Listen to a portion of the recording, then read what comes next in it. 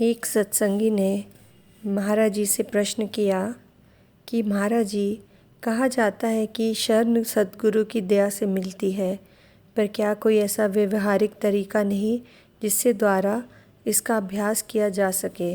उदाहरण के तौर पर हम अपने मन से कहते हैं ये सद्गुरु की इच्छा है या मैं सद्गुरु के नाम पर इस तरह करूँगा आदि। क्या इस प्रकार हर समय हर चीज़ सद्गुरु को अर्पण कर देने की आदत पैदा नहीं हो जाएगी।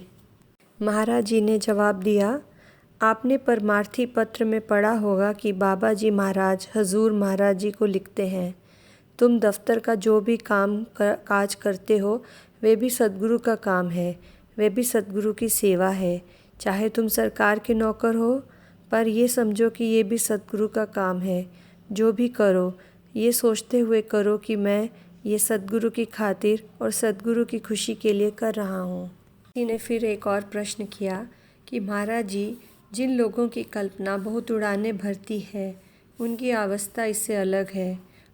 उनका मन तूफान मचाए रखता है और दोष वह सद्गुरु को देते हैं। वे सोचते हैं ये सद्गुरु की मौज है, ये सद्गुरु ही कर रहा है। तो महाराज जी ने इसके लिए जवाब दिया, वे अपने कार्यों को उचित ठहराने के लिए ऐसा करते हैं।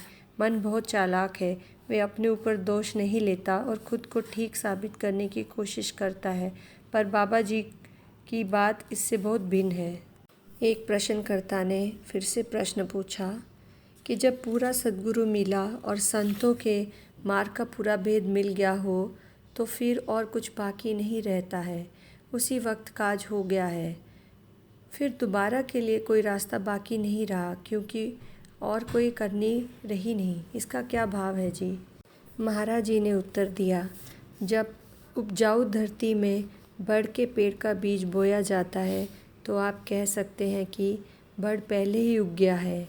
जब बीज बोया गया है तो उसका अंकुरित होना और बड़ का वृक्ष बनकर सबको छाया देना कुदरती है और लाजमी है।